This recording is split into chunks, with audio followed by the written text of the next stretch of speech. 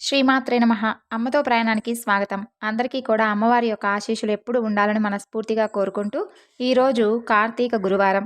ఎంతో పవిత్రమైనటువంటి ఈ రోజున ఈ కథ వినడం వలన సకల పాపహరణంతో పాటు గురు అనుగ్రహం కూడా మనపై ఉంటుంది. కాబట్టి భక్తి శ్రద్ధలతో ఈ కథను వినండి. దత్తాత్రేయుల వారి భక్తుడైనటువంటి సిద్ధ సరస్వతి నామధారకుడు అనేటటువంటి శిక్షునితో ఇలా వివరిస్తున్నాడు. నామధారక, శ్రీపాదుల రూపంలో అవతరించినటువంటి దత్తాత్రేయ స్వామి సాక్షాత్తు భగవంతుడు, సకల తీర్థ స్వరూపుడు. అయినా కూడా సాధకులకు సన్మార్గం చూపడానికి ప్రతిరోజు కూడా 3 కాలాలలోనూ కృష్ణానదికి వెళ్ళి స్నానం, అర్ఘ్యం మొదలైనటువంటి విధులన్నీ కూడా నిర్వహించుకొని మఠానికి తిరిగి వస్తూ ఉండేవారు. ఎవరి కృపాదృష్టి వలన భక్తులకు గంగా స్నాన ఫలం కంటే కూడా ఎక్కువ పవిత్రత, పుణ్యం కలుగుతాయో అటువంటి స్వామికి నదీ స్నానం వలన కలగబోయేటటువంటి పుణ్యం ఏముంటుంది చెప్పు. ఆ గ్రామంలో ఒక చాకలివాడు ఉండేవాడు. ఒకరోజు అతను కృష్ణానదిలో బట్టలు ఉతుకుతూ ఉండగా శ్రీపాద స్వామి స్నానానికని అక్కడికి వచ్చారు. ప్రశాంతతమైనటువంటి దివ్య వర్చస్సుతో వెలిగిపోతూ ఉన్నటువంటి స్వామిని చూడగానే ఆ రజకుడికి హృదయంలో ఎంతో అపారమైనటువంటి భక్తి శ్రద్ధలు కలిగాయి. వారి రూపాన్ని చూస్తూ ఉంటేనే అతని మనసుకు ఎంతో శాంతి, చెప్పలేనంత ఆనందం కలుగుతూ ఉన్నాయి. నాటి నుండి అతను స్వామివారు నదీ స్నానానికి వచ్చినప్పుడల్లా దారిలో ఆయనకు సాష్టాంగ నమస్కారం చేస్తూ ఉండేవాడు. ఒకరోజు అతను నమస్కరిస్తూ ఉన్నప్పుడు శ్రీపాద స్వామి అతనితో ఇలా అంటాడు. నాయనా, నీవు ప్రతినిత్యము కూడా ఎంతో శ్రద్ధాభక్తులతో నన్ను నమస్కరిస్తూ ఉన్నావు. మీ యొక్క సేవ వలన మాకు సంతోషంగా ఉంది అని అంటారు.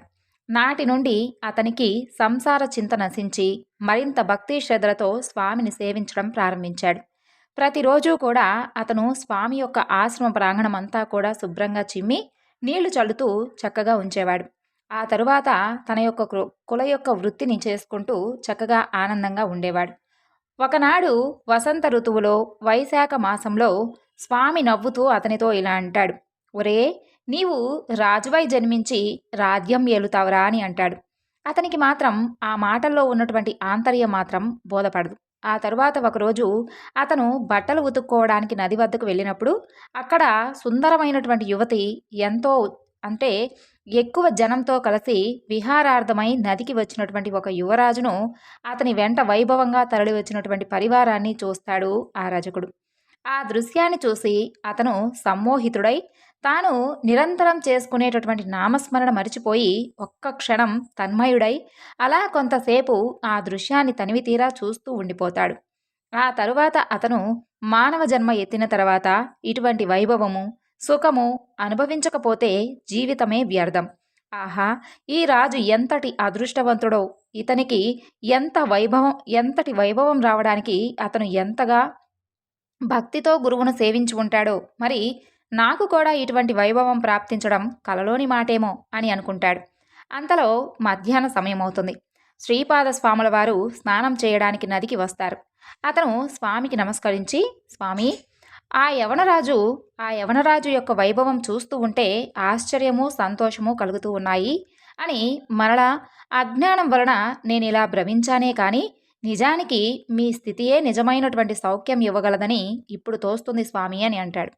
అప్పుడు శ్రీపాద స్వామి, దానికేమున్నది నాయనా, నీవు పుట్టినది మొదలు కష్టం చేసుకుంటూ జీవిస్తున్నావు. అందువలన అతనిని చూడగానే నీకు రాజ్యభోగాలపై ప్రీతి కలగడంలో ఆశ్చర్యం ఏమీ లేదు. చూడు నాయనా, నీవు రాజువు కావాలని మనస్ఫూర్తిగా నేను కోరుకుంటున్నాను కదా, నిస్సంకోచంగా చెప్పు అని అంటారు. చాకలి వెంటనే స్వామికి నమస్కరించి, స్వామి, నా అజ్ఞానాన్ని మన్నించి నన్ను అనుగ్రహించు అని వేడుకుంటాడు. స్వామి, నాయనా, నీ మనసులో బలంగా కలిగినటువంటి సంకల్పం నెరవేరవలసిందేనని చెప్పి, లేకుంటే ఇలాంటి వాసనలు మిగిలి ఉన్నంత వరకు మరలా మరలా నీవు జన్మిస్తూ ఉండవలసిందే. నీకు ఆ రాజ్య సుఖాలు ఈ జన్మలో కావాలా, లేక మరుజన్మలో కావాలా? ఏమాత్రం కూడా సంకోచించకుండా చెప్పు అని అంటాడు.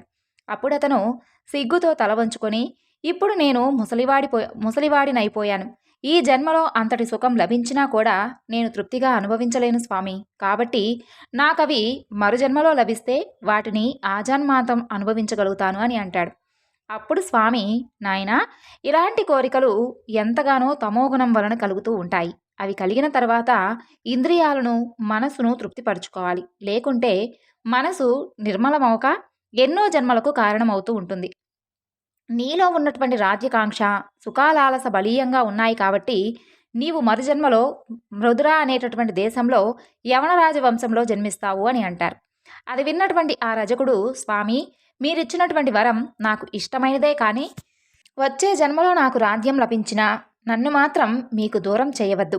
మీ యందు దృఢభక్తి ఉండేలా నన్ను అనుగ్రహించండి అని అంటాడు. అలాగే నాకు మతద్వేషం ఉండకూడదు అని వేడుకుంటాడు. శ్రీపాద స్వామి అందుకు, ఇప్పుడు నీ వెట్టి వైభవం చూశావో అట్టిదే మరుజన్మలో పొందుతావు. అప్పుడు మేము అవతరించవలసినటువంటి అవసరం వస్తుంది. అప్పుడు మేము నృసింహ సరస్వతి అనేటటువంటి సన్యాసి రూపంలో ఉంటాము. వృద్ధాప్యంలో నీకు మా దర్శనం అవుతుంది. తక్షణమే నీకు జ్ఞానోదయం అవుతుంది. ఇక భయం లేదు. నీవు వెళ్ళి రావచ్చు అని ఆశీర్వదించి ఒక వింతైనటువంటి నవ్వుతో అతని వైపు చూస్తారు. అప్పుడు ఆ రజకుడు అక్కడికక్కడే కింద పడి మరణిస్తాడు.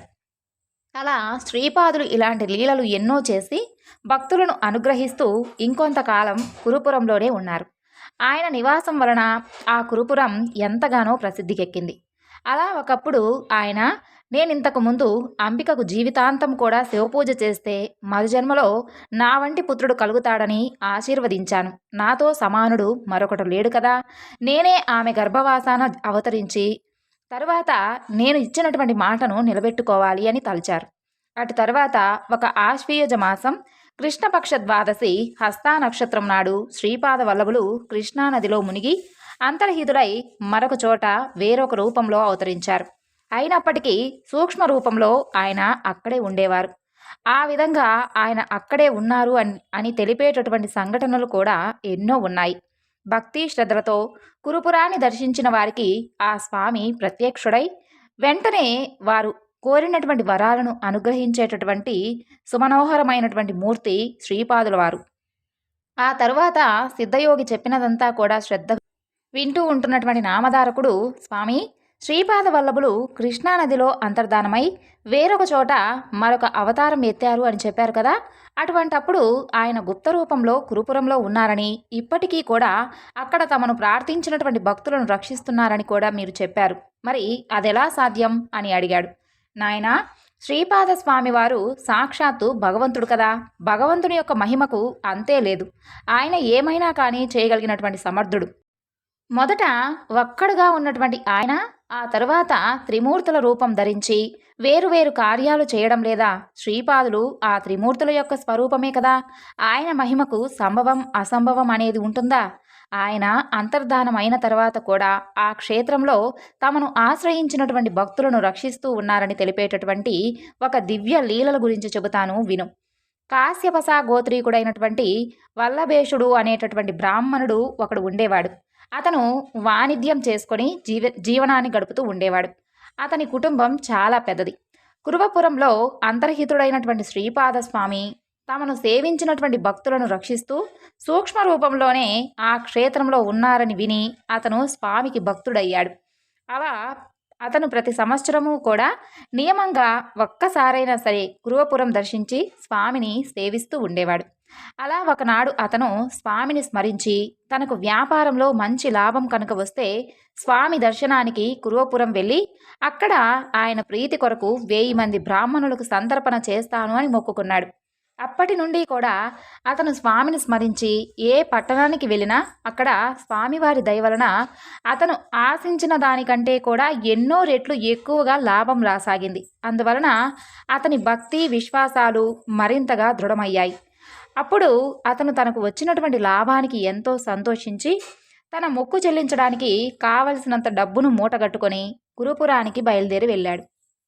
4 దొంగలు అతని వద్ద ఎంతో డబ్బు ఉన్నదని పసిగట్టి యాత్రికుల వేషాలను ధరించి అతనికి తోడయ్యారు. తాము కూడా ప్రతి సంవత్సరం కురువపుర యాత్ర చేస్తూ ఉంటామని చెప్పి అతనితో ఎంతో ఆదరంగా ప్రవర్తించి అతనిని నమ్మించారు. అలా 2-3 రోజులు ప్రయాణం చేసి వాళ్ళందరూ కూడా ఒక నిర్మానుష్యమైనటువంటి ప్రదేశానికి చేరగానే ఆ దొంగలు అతనిపై పడి అతని తల నరికి అతని వద్ద ఉన్నటువంటి ధనాన్ని అపహరించారు. ఆ తర్వాత ఆ సంగతి ఎవరికీ కూడా తెలియకుండా చెయ్యాలి అని తలచి ఆ దేహాన్ని దహనం చేయడానికి సిద్ధమయ్యారు. వల్లభేషుడు మరణించేటటువంటి ముందు చివరి క్షణంలో శ్రీపాద వల్లభ అని పెద్దగా కేక పెట్టాడు. అందువలన భక్తరక్షకుడైనటువంటి శ్రీపాద వల్లభులు జడలు, భస్మము, త్రిశూలము ధరించినటువంటి యతిరూపంతో ఆ దొంగలకు ప్రత్యక్షమై త్రిశూలంతో వారిని పొడిచి చంపాడు. అప్పుడు ఆ దొంగలలో ఒకడు ఆయన పాదాలపై పడి, ప్రభూ, నేను దుష్టబుద్ధితో ఈ బ్రాహ్మణుణ్ణి వెంబడించలేదు. నేను తెలియక వీరిని దారిలో కలిశాను. నిజానికి నేనెన్నడూ కూడా దొంగతనం చేసి ఎరగను. సర్వసాక్షి అయినటువంటి మీరు అంతర్దృష్టితో ఒక్కసారి గమనిస్తే నా గురించి మీకే తెలుస్తుంది స్వామి. కాబట్టి నన్ను క్షమించి విడిచిపెట్టవలసింది అని ఆయన్ను శరణు వేడాడు. స్వామి అతనికి అభయమిచ్చి కొంచెం విభూది ప్రసాదించి దానిని వల్లవేషుని యొక్క శరీరంపై చల్లి తెగిపడి ఉన్నటువంటి తలను మొండానికి అతికించమని ఆదేశించారు. అప్పుడు అతనలా అతికిస్తూ ఉండగా శ్రీపాద స్వామి వల్లవేషుని యొక్క శిరస్సుపై తమ యొక్క అమృత దృష్టిని సారించి మరుక్షణమే అంతర్ధానమయ్యారు. అప్పుడు వల్లవేషుడు తిరిగి బ్రతికాడు. అతనికి పూర్తిగా స్పృహ వచ్చేసరికి సూర్యోదయమైపోయింది. అతని పక్కన ఉన్నటువంటి ఒక వ్యక్తి మాత్రమే ఉన్నాడు. అయితే వల్లభేషునికి మాత్రం అంతకుముందు జరిగింది ఏమీ కూడా గుర్తులేదు. అందువలన అక్కడ చచ్చిపడి ఉన్నటువంటి దొంగలను చూసి ఆశ్చర్యపోయి, వీరందరూ కూడా ఎలా మరణించారు? మరి వీరు మరణించినా కూడా నీ ఒక్కడివే ఎలా బ్రతికి ఉన్నావు? ఇంత జరిగినా కూడా నీ ఒక్కడివే ఇంకా ఇక్కడ ఉన్నావేమిటి అని అడిగాడు. అప్పుడు అతను, అయ్యా, ఇప్పుడు ఒక అద్భుతమైనటువంటి దైవలీల జరిగింది. మనను అనుసరించి వచ్చిన వారు దొంగలే కాని యాత్రికులు కారు. వారు నిన్ను చంపి నీ ధనాన్ని అపహరించారు. ఇంతలో ఒక తపస్వి వచ్చి ఆ దొంగలను చంపి నిన్ను బ్రతికించారు. నీకు నన్ను కాపలాగా ఉంచి ఆయన అంతర్ధానమయ్యారు. ఆ మునీశ్వరుడు ఎవరో కానీ సాక్షాత్తు పరమశివునిలా ఉన్నారు అని చెప్పాడు. అప్పుడు ఆ మునీశ్వరుడు సాక్షాత్తు శ్రీపాద వల్లభులేనని తెలుసుకున్నటువంటి ఆ వల్లభేషుడు భగవంతుడైనటువంటి ఆయన దర్శనం తనకు లభించినందుకు ఎంతగానో పరితపించాడు. వెంటనే అమితోత్సాహంతో ఆ ధనాన్ని తీసుకుని కురువపురానికి చేరుకున్నాడు. అక్కడకు వెళ్ళి శ్రీపాదుని యొక్క పాదుకలను సకల ఉపచారాలతో పూజించి ముందు తాను అనుకున్నట్లుగా 1000 మందికి గాక 4000 మంది బ్రాహ్మణులకు తృప్తిగా భోజనం పెట్టి దక్షిణ తాంబూలాలతో వారందరినీ కూడా సత్కరించి సంతోషపెట్టాడు. ఈ విధంగా శ్రీపాద స్వామివారు పురవపురంలో అదృశ్యంగానే ఉంటూ ఇలాంటి లీలలను ఎన్నో చేశారు. నేటికి కూడా సజ్జనులకు అక్కడ ఆయన దర్శనం ఇస్తూనే ఉంటారు. అయినప్పటికీ ఆయన శ్రీ నృసింహ సరస్వతి అనేటటువంటి యతిగా వేరొక చోట అవతారమెత్తి లోకోద్ధరణ చేశారు. భక్తులు అక్కడ ఉన్నప్పటికీ కూడా శ్రీపాద స్మరణ చేస్తే చాలు, వారికి స్వామివారు అభీష్టాల నుంచి రక్షిస్తాడు. అదంతా వింటున్నటువంటి నామధారకుడు అత్యంత ఆసక్తితో ఇలా అడిగాడు, అటు తర్వాత శ్రీ దత్తాత్రేయ స్వామివారు 2వ పర్యాయం ఎక్కడ అవతరించారు? ఏ ఏ లీలలు ప్రదర్శించారు? అప్రమేయుడైనటువంటి ఆ భగవంతుని యొక్క లీలలు మీరు చెబుతూ ఉంటే వినాలి అనేటటువంటి కోరిక నాలో పెరుగుతూనే ఉన్నది, కానీ తరగడం లేదు. ఆ 2వ అవతార విశేషాలు కూడా వివరించండి అని కోరగా సిద్ధునికి భగవంతుని యొక్క లీలలు తనివితీరా వివరించి చెప్పేటటువంటి అవకాశం లభించింది అని ఎంతో పొంగిపోయాడు. అట్టి అదృష్టానికి పొంగిపోయి సిద్ధుడు, నామధారక, దీనులను ఉద్ధరించడానికి తనను తాను దత్తం చేసుకున్నటువంటి పరమేశ్వరుని యొక్క చేతలు యోగీంద్రులకు కూడా ఊహించసాధ్యం కానివి. కాబట్టి నేనెంత వర్ణించినా కూడా అగాధమైనటువంటి ఆ గాథలో లవలేశమే అవుతుంది, కానీ ఆయన లీలలన్నీ కూడా చెప్పినట్లు కాదు సుమా. ఇక విను అని ఇలా చెప్పడం ప్రారంభించాడు. శ్రీపాద స్వామి ఆదేశించినట్లుగా అంబిక జీవిత శేషమంతా కూడా శివపూజలోనే గడిపింది. ఆమె మరుజన్మలో మహారాష్ట్రలోని కారంజా అనేటటువంటి గ్రామంలో వాజసనేయ శాఖకు చెందినటువంటి ఒక సద్బ్రాహ్మణుని కుమార్తెగా జన్మించింది.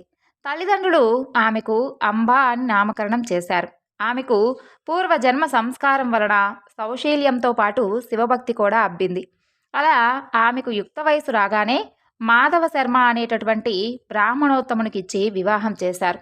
అతను మంచి శివభక్తుడు. ఆ తరువాత ఆ ప్రాంతంలోని స్మార్తులకు శివవ్రతం చేసుకునేటటువంటి అలవాటు ఉండేది కాబట్టి వారిని శివవ్రతులు అంటారు. పూర్వజన్మ సంస్కారానికి తోడు ఈ జన్మలో భర్త యొక్క సత్సాంగత్యం వలన ఆమె ప్రతిదినము కూడా సంధ్యా సమయంలో శివపూజ, భర్తతో కలిసి శని ప్రదోష పూజ, శని త్రయోదశి నాడు విశేషమైనటువంటి పూజలు చేస్తూ ఉండేది. విశేషించి అంబ తన భర్తను సూర్యుని ఛాయాదేవి వలె విడనాడకుండా సర్వోపచారాలు చేస్తూ ఉండేది. అలా 16 సంవత్సరాలు గడిచిన తర్వాత అంబ గర్భవతి అయింది. మాధవ శర్మ కూడా సకాలంలోనే పుంసవనాది కార్యక్రమం నిర్వర్తించాడు. నెలలు నిండిన తరువాత మహామహిమాన్వితమైనటువంటి ఒక శుభలగ్నంలో ఆమెకు ఒక మగబిడ్డ కలిగాడు. నామధారక, ఆ పిల్లవాడు పుట్టగానే అందరి పిల్లల వలె ఏడవలేదు సుమా. అలాగే స్పష్టంగా ప్రణవాన్ని ఉచ్చరించాడు. అది విన్నవారు ఆశ్చర్యపోయారు. జ్యోతిష్య శాస్త్ర విద్వాంసులు అతని యొక్క జాతకాన్ని చూసి, మాధవశర్మ, నీ భాగ్యం పండిందయ్యా. ఈ శిశువు సాక్షాత్తు భగవంతుడే. ఇతను మనవలే గృహస్థాశ్రమం స్వీకరించడు. చిన్న వయసులోనే సన్యాసం స్వీకరించి జగద్బంధ్యుడు అవుతాడు. ఇతని యొక్క చరణాలు ధ్యానించిన యొక్క భక్తులకు కామధేనువవుతాడు. ఇతని దర్శనం చేతనే పతితులు పావనమవుతారు. ఇతనిని కన్నందువలన మీకు కీర్తి ప్రతిష్టలు దివ్య సుఖాలు లభిస్తాయి అని దైవజ్ఞులు చెప్పారు. మాధవ శర్మ ఆ విద్వాంసులను ఘనంగా దక్షిణ తాంబూలాలతో సత్కరించాడు. వారు సెలవు తీసుకుంటూ, మాధవ శర్మ, ఈ బాలునికి శ్రీసిద్ధులు దాస్యం చేస్తాయి, నవనిధులు పరిచారకులవుతాయి అని ఆశీర్వదించారు. ఆ తరువాత ఆ బాలుడు పుట్టిన వెంటనే ప్రణం ఉచ్చరించినటువంటి సంగతి వాడవాడలా పాకిపోయి అతనిని చూడటానికి జనమందరూ కూడా ఇసుక వేస్తే రాలనంతగా వచ్చారు. పిల్లవానికి దృష్టిదోషం తగలకుండా తండ్రి రక్షాబంధనం చేయించాడు. తల్లి అతనికి ఉప్పు, మిరియాలు, ఎండుమిరపకాయలు, వేపాకులతో దిష్టి తీస్తూ ఉండేది. ఆ తరువాత ఒక సుముహూర్తంలో ఆ పిల్లవానికి శాలగ్రామదేవ అనేటటువంటి పేరును పెట్టారు. కానీ ఇంట్లో అందరూ మాత్రం అతనిని నరహరి అని పిలుచుకుంటూ ఉండేవారు. నరులంటే అజ్ఞానబద్ధులైనటువంటి మానవులు, హరి అంటే మానవుల యొక్క అజ్ఞానం వలన కలిగినటువంటి దైన్య తాప పాపాలను పోగొట్టేవాడు అని అర్థం. ఆ పేరు ముందుగానే ఆయన అవతారమూర్తి అని సూచిస్తూ ఉన్నట్లుగా ఉంది. బలహీనంగా ఉండడం వలన అంబ వద్ద పిల్లవానికి చాలీ చాలనన్ని పాలు దొరికేవి కాదు. అయితే పిల్లవాని కోసం ఒక దాదిని గాని పాడి మేకను గాని ఏర్పాటు చేయాలని ఆ దంపతులు ఆలోచిస్తూ ఉండగా ఆ పిల్లవాడు తన చిన్నారి చేతులతో తల్లి యొక్క వక్షస్థలాన్ని స్పృశించాడు. వెంటనే ఆమెకు స్తన్యం పెళ్ళుబికి 32 ధారలుగా కారి నేలపై పడ్డాయి. ఆ విషయం మరలా అందరికీ తెలిస్తే బిడ్డకు దిష్టి తగులుతుందని అంబ ఆ లీల గురించి రహస్యంగా ఉంచింది. ఆ పిల్లవాడు ఉయ్యాలలో పడుకోబెడితే ఏడుస్తూ ఉండేవాడు. నేల మీద పడుకోబెడితే ఆడుకుంటూ ఉండేవాడు. అలాంటి లీలలు ఎన్నో జరిగినప్పటికీ కూడా తల్లి మాత్రం వాటిని ప్రకటించలేదు. ఎందుకంటే పిల్లవాడికి దిష్టి తగులుతుందని. అందువలన ఆ ప్రభువు యొక్క సంపూర్ణమైనటువంటి దివ్యత్వం అందరికీ తెలియలేదు. అలా సంవత్సరం గడిచినా అతనికి ఒక్క మాట కూడా రాలేదు. కులదేవతలను ఆరాధించమని కొందరు, మర్రి ఆకుల విస్తర్లలో బ్రాహ్మణులకు భోజనం పెట్టించమని మరికొందరు, రావి ఆకుల విస్తరల్లో భోజనం పెట్టించమని మరికొందరు చెప్పారు.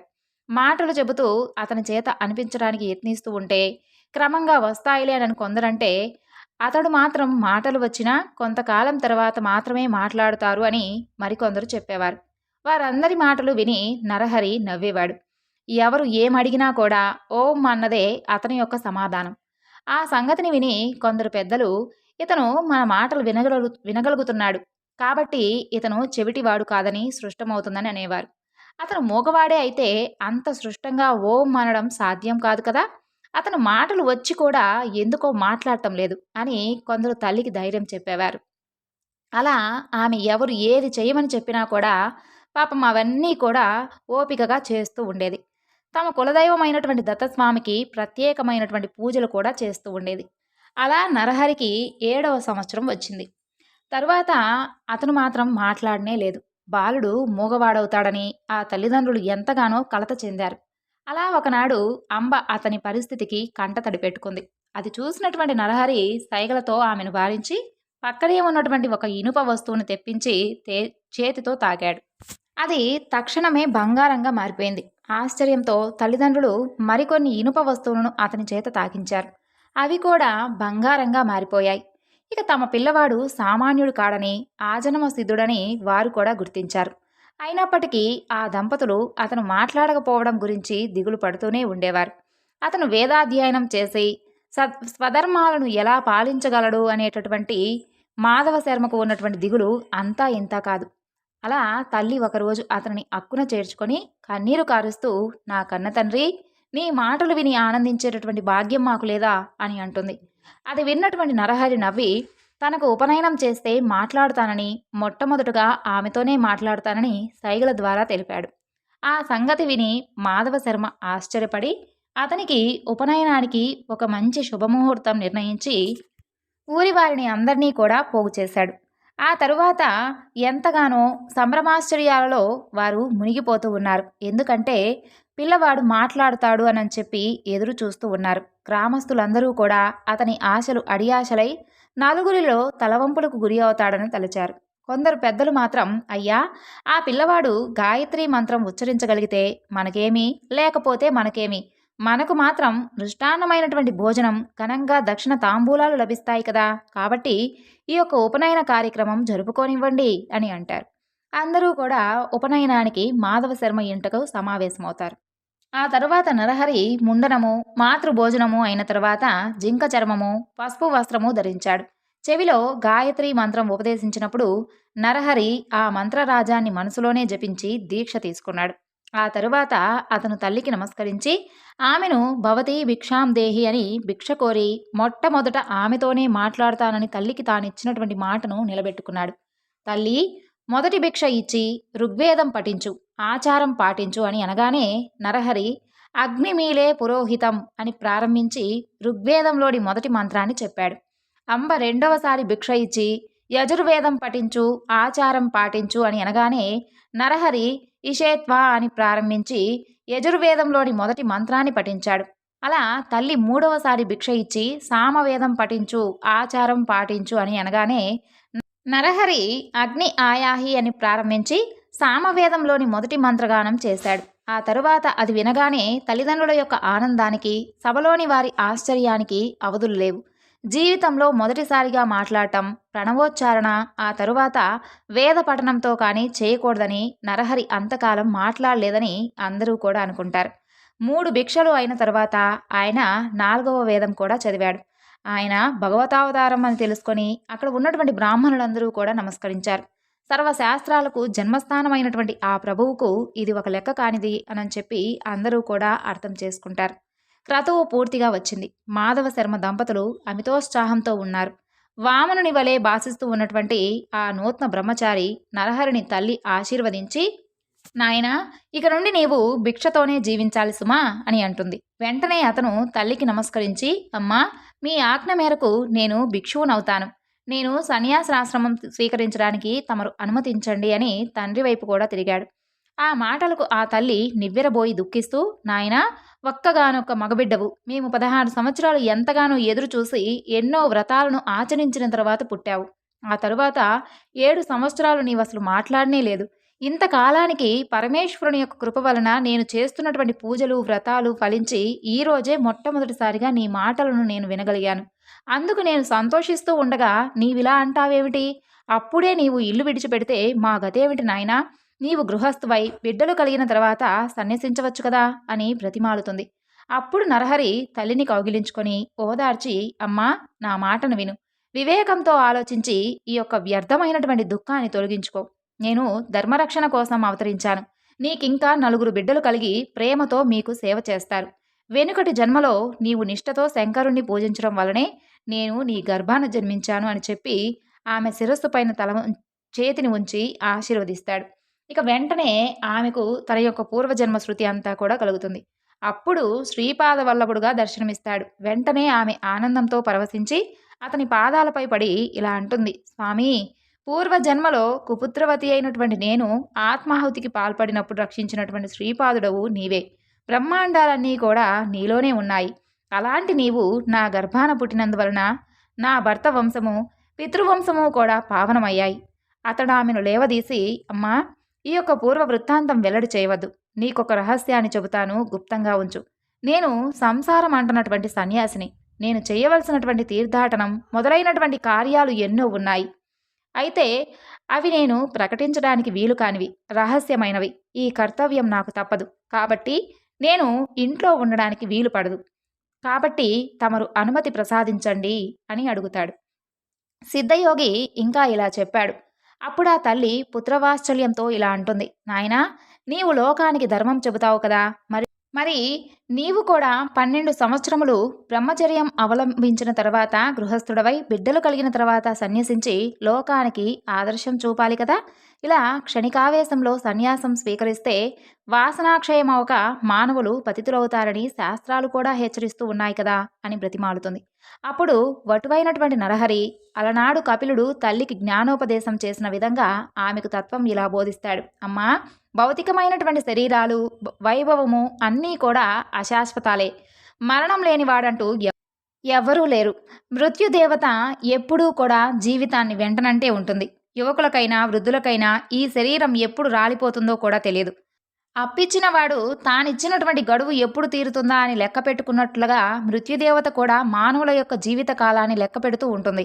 రాత్రి పగలు అన్నవి మానవుని యొక్క ఆయుర్దాయాన్ని ఎగరగొట్టుకొని పోతూ ఉంటాయి. ఈ శరీరము, భార్య, బిడ్డలు, గృహము, ధనము, జీవితం ఇవేవీ కూడా అశాశ్వతమని మరిచిపోయి అవే ప్రధానం అనుకొని జీవించేవారు పశువుల కంటే కూడా హీనమైనవారు. కాబట్టి ధర్మాచరణం ఒక్కటే మానవుల యొక్క కర్తవ్యం. అలా కాకుండా మృత్యువును జయించిన వారు మాత్రమే నీవు చెప్పినట్లుగా విరామంగా జీవించవచ్చు. కానీ మానవులు కొద్ది నీరు మాత్రమే ఉన్నటువంటి చెరువులోని చేపల వంటివారు.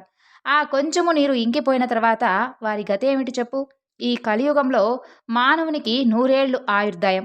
అందులో సగకాలం నిద్రలోనూ, సగం బాల్యము, పరాధీనత వలన కొంతకాలము గడిచిపోతుంది. ఇట్టి జీవితంలో ప్రార్థించేటటువంటి సంపద క్షణకాలం ఉండి వాడిపోయేదే. కాలచక్రం గర్భంలోని పిండములను, శిశువులను, బాలులను, యువకులను, విఘ్నులను, దేవతలను, సర్వజీవులను మింగివేస్తుంది. దేని మీదైనా మమకారం పెట్టుకోవడం ఆత్మవంచనే, దుఃఖాన్ని కొని తెచ్చుకోవడమే అవుతుంది. బయట చర్మము, లోపల మాంసము, ఎముకలు, రక్తము కలిగినటువంటి ఈ శరీరం నీటి బుడగ వంటిది. ఉత్తమమైనటువంటి మానవ జన్మ ఎత్తి కూడా ఆత్మకు శ్రేయస్సు చేకూర్చుకోని వాడే నిజమైనటువంటి ఆత్మవంచకుడు, ఆత్మఘాతకుడు, బ్రహ్మఘాతకుడు కూడాను. అమ్మా, ఈ మాట సామాన్యుల విషయంలోనే ఇంత వాస్తవమైతే కారణజన్ముడైనటువంటి నాకు ఏది కర్తవ్యం నీవే చెప్పు. విషయ సుఖాలు వదలలేని వారికి నీవు చెప్పినట్లు గృహస్థాశ్రమం తర్వాత సన్యసించడం అనేది క్రమం తగ్గి ఉన్నది. నాకట్టి విషయవాసనలు లేవు. కాబట్టి ధీమంతుడైనటువంటి నాకు ఇలాంటి విఘ్నాలు రాజాలవు అని చెబుతూ యశోదకు బాలకృష్ణుడు చూపించినట్లుగా తన యొక్క దివ్య రూపాన్ని దర్శింపచేశాడు.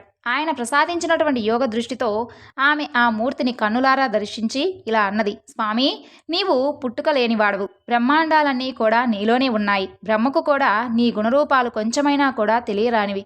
మాయా మోహితురాలైనటువంటి నా యొక్క మానవ స్త్రీని నాకెలా తెలుస్తాయి? ఇట్టి జ్ఞానమైనా కూడా నీవు అనుగ్రహించినదే. నీవు సత్య సంకల్పుడవు. నీ సంకల్పానికి నేను అడ్డు చెప్పను. లోకహితం చేయడానికి అవతరించినటువంటి నిన్ను నా పుత్రుడవని తలచి కంటినీరు పెట్టుకున్నాను. కాబట్టి ఇక నుండి అది తగదు. అయితే నీ యొక్క దివ్యమైనటువంటి ఆకారం నా మనసులో స్థిరంగా నిలిచే విధంగా అనుగ్రహించు. నాకింకా పుత్రులు కలుగుతారు అని అన్నావు కదా. మాకు ఇంకొక బిడ్డ పుట్టేవారికైనా సరే నీవు మా దగ్గర ఉండు. అప్పటి వరకు సన్యసించడానికి మాత్రం నేను అనుమతించను. నీవు నా మాట వినకుండా వెళ్ళిపోతే నేను మరణిస్తాను. నిన్ను విడిచి నేను బ్రతకలేను అని ప్రార్థిస్తుంది. అప్పుడు నరహరి, అమ్మా, నీకు 1 సంవత్సరంలోగా కవలలు పుడతారు. అంతవరకు ఉంటాను, కానీ ఆ తరువాత మాత్రం నా సంకల్పానికి అడ్డు చెప్పకూడదు అని ఆమె వద్ద మాట తీసుకుంటాడు. ఆ తరువాత ఆమెకు సకాలంలోనే 4 బిడ్డలు కలుగుతారు. అప్పుడు స్వామివారు సన్యసించడానికి బయలుదేరుతారు. ఆ తరువాత శ్రీగురుడు తాము స్వయంగానే పవిత్రుడైనప్పటికీ అనేక పుణ్యతీర్థాలు దర్శిస్తూ బదరికాశ్రమానికి చేరుకుంటాడు. ఆయన మేరు పర్వతానికి ప్రదక్షిణంగా సంచరిస్తూ సర్వక్షేత్రాలు దర్శిస్తూ పుణ్యతీర్థాలలో స్నానం చేస్తూ శిష్యులతో కలిసి గంగాసాగర సంగమం చేరారు. మొదట గంగకు ప్రదక్షిణంగా ప్రయాగ వరకు తటాక యాత్ర చేశారు. అది కూడా గంగా ప్రదక్షిణంతో సమానం. అందుకే ప్రయోగను కూడా గంగాసాగరం అంటారు. ప్రయాగలో వారికి ఎంతో మంది శిష్యులు ఉన్నారు. ఆ క్షేత్రంలో మాధవుడనేటటువంటి బ్రాహ్మణుడికి స్వయంగా స్వామివారే తత్వం ఉపదేశించి సన్యాసమిచ్చారు. సర్వం శ్రీ లలితార్పణమస్తు. స్వస్తి.